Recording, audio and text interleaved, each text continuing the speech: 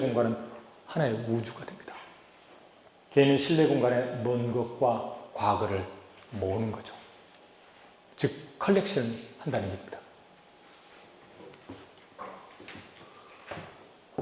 자, 이 실내 공간의 환상의 여건은요, 구체대의 핵심 계층이었지만 지금은 이제 망해버렸던 귀족 계급들, 그들의 장식품이라든지 예술품을 통해서 그 이야기, 그들의 한 가문의 역사를 가지고 자신만의 이야기를 구성해 본다고 제가 말씀드렸죠. 이 중요한 일입니다, 이것은요. 즉, 상이한 시대의 장식품과 예술품, 통시성을 갖는 거죠. 이걸 모아서 자신의 사적인 이야기와 이야기의 구조로 바꾸는 거죠. 공시성으로 바꿔낸 그런 거죠. 두 번째, 탐정 소설에 대해서 좀 얘기를 좀 할게요. 제가 이미 19세기의 건축의 변화에 대해서 얘기를 했습니다.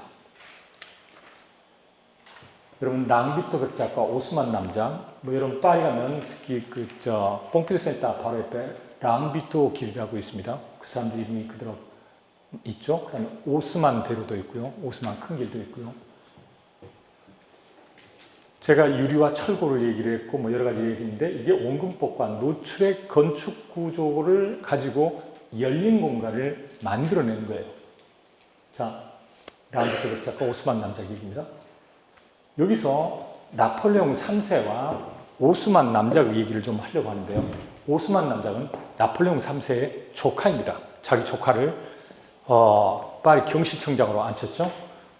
그랬더니 이 파리 경시청장이 나폴레옹 3세에게 제가 파리를 이렇게 바꿔보겠습니다 라고 하는 파리 대개조의 계획을 내놔요.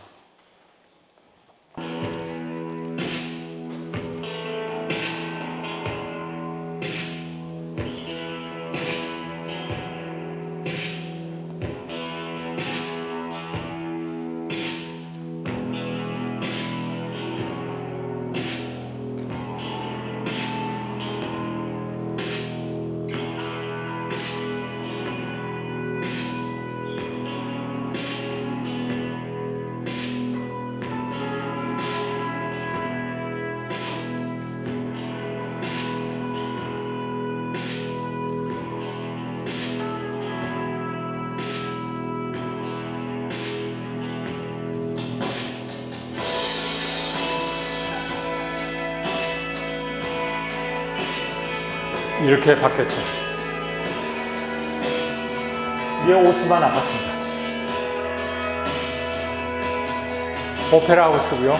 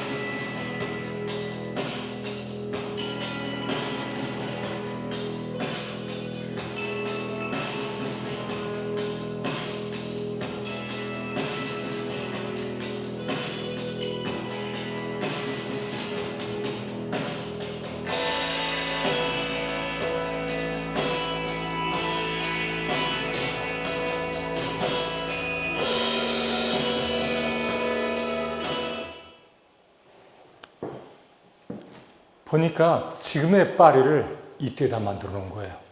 당시에는 얼마나 욕을 많이 했겠어요.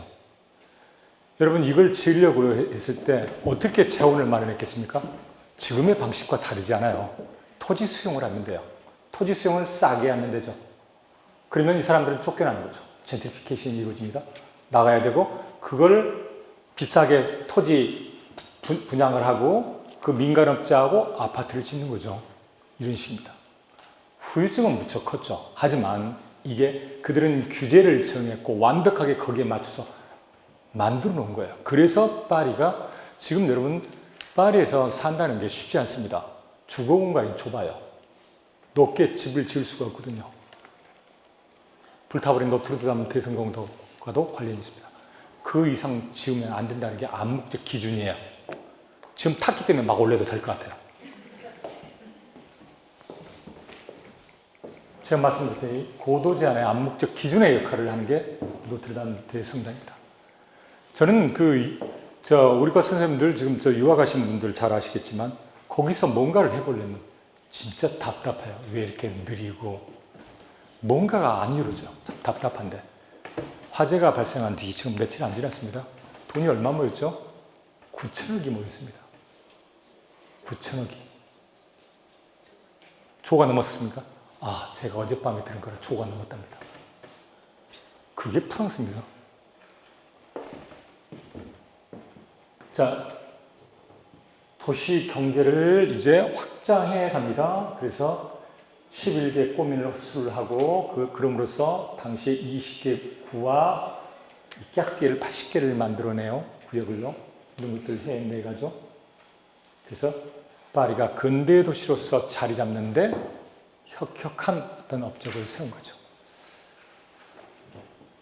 보면은요, 지금 당시에 오스만 계획 때 만들어 놓은 것들이죠. 건물들은 전부 이런 것들이고요. 이런 식으로 만들어 놓은 거에다가 여기가 시대섬입니다. 이게 지금 여기가 노트르담 대성당이에요. 여기가 지금 세느강이 이렇게 흘러가고요. 그리고 이렇게 길을 3개를 놨죠. 그리고 여기가 오텔 듀, 여기가 뭘까요? 호텔 오브 가드가 뭘까요? 신의 호텔, 이게 뭘까요? 네? 뭐 하는 곳일까요? 교회일까요? 시립병원입니다. 오텔 듀가. 재밌는 표현 아닙니까? 병원이에요. 그리고 경시청이 바로 옆에 있습니다. 자, 그것과 반면에 이 색깔이 조금 옅은 파란색의 이 공간, 이게 녹지 공간이에요. 녹지 공간이고 여기가 노트르담 대성당이 있죠. 지금 바꿔놓은 거죠. 까미 피사로가 그랬던 당시에 이제 오페라 하우스입니다. 갸르니 오페라죠. 그리고 지금 1898년에 그린 작품인데요. 여기에 마차만 없지 차만 다니고 있습니다. 변함이 없어요. 똑같아요. 그리고 이게 굿파리의 모습입니다. 조금 전에 보셨죠? 이게 굿파리의 모습들이에요. 이건 하천 염색 공장에서 흘러내렸던 오폐수가 흘러갔던 그런 곳들. 이런 것들을 다 허물어 버린 거죠. 완전히 허물고 이렇게 허문 작업을 합니다. 그리고 이렇게 바꿔버린 거죠. 네. 이 자료를 제 친구가 많이 제공해 줬어요. 저보고 열심히 준비하라고. 안타까웠나 봅니다. 이건 제2제정 전에 이루어졌던 공사들이에요. 그리고 이렇게 확장이 돼가죠.